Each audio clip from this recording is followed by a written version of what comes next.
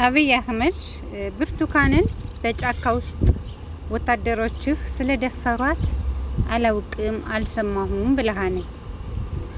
እነዚህንስ አዲስ አበባ ገበያ ላይ ያንተ ፖሊስ ብለህ የቀጠርከው ከብት ይህን ሲያደርግስ አላየህም አልሰማህም? አብይ ሰላም ጤና ይስጥልኝ። በዓለም ዙሪያ ያላችሁ ኢትዮጵያውያን ኤርትራውያን የእምነቴን አልክድም የሁለገብ ቻናል አድማጭ ተመልካቾቻችን እንደምን አላችሁልኝ?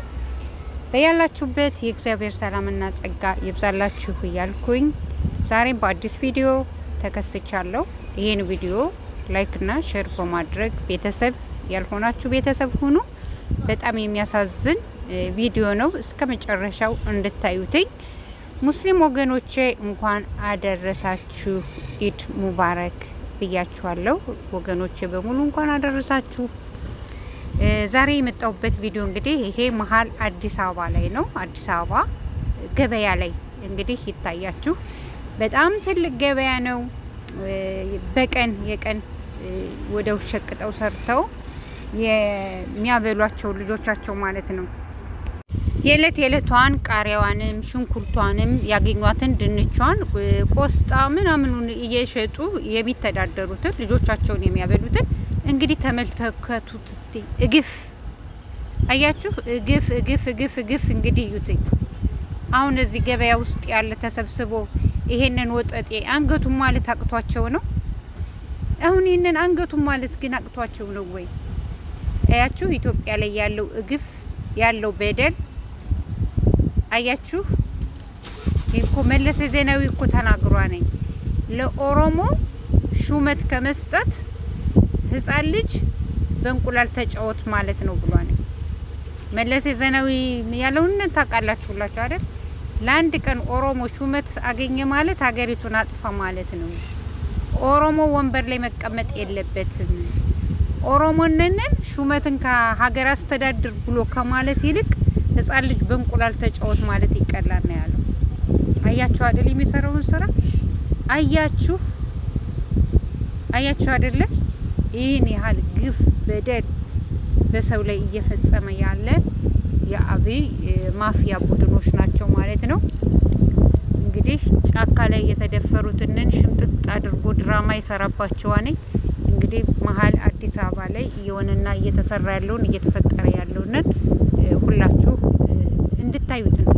ይህ ግፍ ይህ በደል ህዝባችን ምን ያህል ችግር እያሳለፈ እንደሆነ ምን ያለ ስቃይ ውስጥ እንዳለ እኛ ውጭ ሀገር ስላለነ ዛሬ በልተን ሆዳችን ሞልቶ ልብስ ቀይረን ጥሩ አልጋ ላይ ስለተኛን ሻወር ወስደን ፏ ብለን የምንፈልገውን ሽቶ ነስንሰን ስለተኛን አይደለም። እግዚአብሔር አምላክ ግን የስራውን ይስጠው። በእውነት እኔ በጣም እኔ እንጃ። ወጣቱ እየተሰደደ በበረሃ እያለቀ ነው፣ እየሞቱ ነው ያሉት። በቀን የሚያልቁት ሊቢያ ላይ የሚጨፈጨፉትን የሚሰቀጥጥ ቪዲዮ ላይ እያየለ ያለ ነው። ዩቲዩብ ላይ መለቀቅ አይችልም አይደለም። ዩቲዩብ ላይ ፌስቡክ ላይ እንኳን ስንለቅ ወዲያው ነው የሚያጠፉት ተቀዳድመው ማለት ነው። ይህ ሁሉ ግፍና በደል እየደረሰብን እንግዲህ በማን እንደሆነ ይታወቃል ማለት ነው። እግዚአብሔር አምላክ ኢትዮጵያንን እኔ እንጃ። በቃ ኢትዮጵያ እንደ ሰው ተሰዳለች። ስሟ ብቻ ነው የቀረ። ስሟ ነው እንጂ የቀረኩ ኢትዮጵያ አብቅታለች፣ ተሸርሽራ አብቅታለች፣ ተሰነጣጥቃ ስንጥቅጥቅ ብላ ኢትዮጵያ በአሁኑ ሰዓት የለችም። አብቅታ ግንጥልጥል ብላ ቁርጥርጥ ብላ ራሳችሁ ኢትዮጵያን በአሁኑ ሰዓት ስስሏተኝ በቃ የሆነ የተበሳቆለ ሰው ወይንም ደግሞ የተበሳቆለ የተቀዳደደ ልብስ ታውቃላችሁ፣ እንደዛ ሆኖ ነው መስላ ነው የምትታየኝ። እኔ በቃ በአይምሮ ኢትዮጵያንን ስስላት በአሁኑ ሰዓት በቃ የሆነች ስብርብርብር ያለች ጭቅጭቅ ብላ የተቀዳደደች እሷንን መስላ ነው የምትታየኝ ማለት ነው። ምክንያቱም ይህ ሁሉ መከራ ይህ ሁሉ ስቃይ ያለፈ ስሟ ብቻ ፊደሏ ብቻ ኢትዮጵያ የሚለው ቀረ ማለት ነው። ኢትዮጵያ ብሎ ገብቶ ሰውነን አታሎ ገብቶ ኢትዮጵያ ሱሴ ነች፣ ኢትዮጵያ ምን ነች ብሎ ገብቶ እንግዲህ ምን እንዳደረገ ሁላችንም እያየነው ነው። እግዚአብሔር አምላክ እጁን ዘርግቶ ያችን ሀገር በቃሽ ብሎ የኢትዮጵያን ሕዝብ ካልታደገ በስተቀር በጦርነትም በምንም ይሄ የሚገፋ አይደለም። በእውነት በጦርነት ማሸነፍ አይቻልም። እግዚአብሔር አምላክ ብቻ ነው አሸናፊና እግዚአብሔር አምላክ እንዲው በተኛበት አንድ ማት ያምጣበት። እግዚአብሔር አንድ ማት ያምጣበት። አብይ የተባለ ይሄ ውሻ ማለት ነው። እና ይሄ የአንድ ሰው የሁለት ሰው ብቻ አይደለም ማለት ነው። እንግዲህ ኢትዮጵያ በአሁኑ ሰዓት 88 ደርሷል ብሄሩ ማለት ነው። ከ88 ብሄር ውስጥ አንድ ብሄር ብቻ ገኖ 87 ብሄር የሚረገጥበት ምንም ነገር የለም ማለት ነው። 87 ብሄሮች ሆ ብላችሁ ተነስታችሁ ይሄን ሰውዬ ጋማውን ብላችሁ አንጠልጥላችሁ መጣል አለባችሁ። ምክንያቱም ከ88 ብሄር ብሄረሰቦች ውስጥ አንድ ትልቅ ኦሮማማው በአሁኑ ሰዓት ህዝብን እያሰቃየ የሚገኝ የከብት ስብስብ ጫካ የነበሩ ምናቸው የማይጥም ቅማላሞች ማለት ነው። እንደዚህ እያደረጉ ልጆቻቸውን በድህነት የሚያሳድጉትን ጉልት ሽጠው ልጆቻቸውን የሚያስተምሩትን እናቶች እንደዚህ ጫካ ውስጥ ሴት ይደፍራሉ። ጫካ ውስጥ የሴትን ማህፀን በፌሮ ይወጋሉ። ማድረግ ሲያቅታቸው ማድረግ ማልችል ስለሚሉ በፌሮ ማለት ነው። በፌሮ የሴት ልጅ ማህፀን በፌሮ የሚጨቀጭቁ እነዚህ ከብቶች ማለት ነው። የሰው ስጋ የሚበሉ የከብት ስጋ እንኳን ተመርጦ ነው የሚበላ። እነዚህ ግን የሰው ስጋ የሚበሉ እርካሾች ጥንቦች ናቸው። እነዚህ ጥንብ የገሙ ግማታሞች ማለት ነው። ጊዜ የሰጠው ቅል ድንጋይ ይሰብራል ሆነና ነገሩ ጊዜ ዛሬ እነሱ ስለሰጣቸው እንደዚህ አይነት መከራ ስቃይ በኢትዮጵያ ህዝብ ላይ እያደረሱ ያሉ ናቸው። ስለዚህ ዛሬ ከኛ አልደረሰም፣ ዛሬ ከኛ አልመጣም ብለህ የተኛህ ፒፕል ካለ ሞኝ ነህ፣ ተሞኝተሃል። አብይ እንደሆነ ለማንም አያዝንም። አንድና አንድ እሱ ለአንድ ብሄር የመጣ ነው። ለአንድ ለራሱ ብሄር የመጣ እስከሆነ ድረስ ይህን ሰውዬ ድራሹንን ማጥፋት ነው ያለባችሁ። ተባብራችሁ ማለት ነው።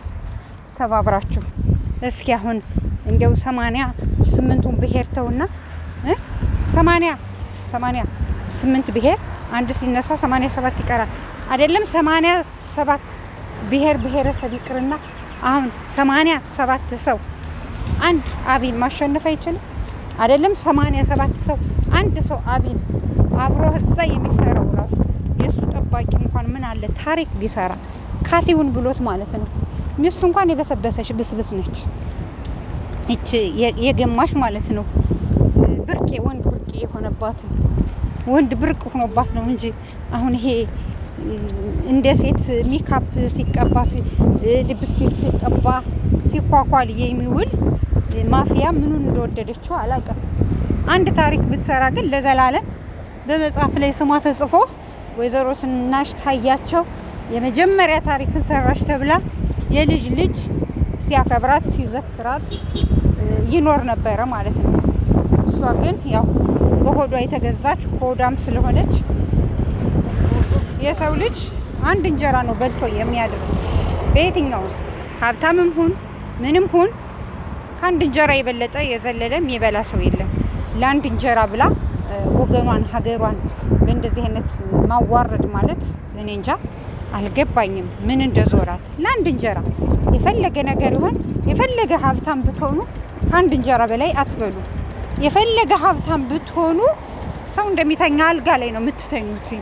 ስትቀበሩ በወርቅ አይደለም የምትቀበሩት። ወይም ደግሞ እናንተ ሀብታም ስለሆናችሁ ስትሞቱ እግዚአብሔር እንትን አይላችሁም ማለት ነው።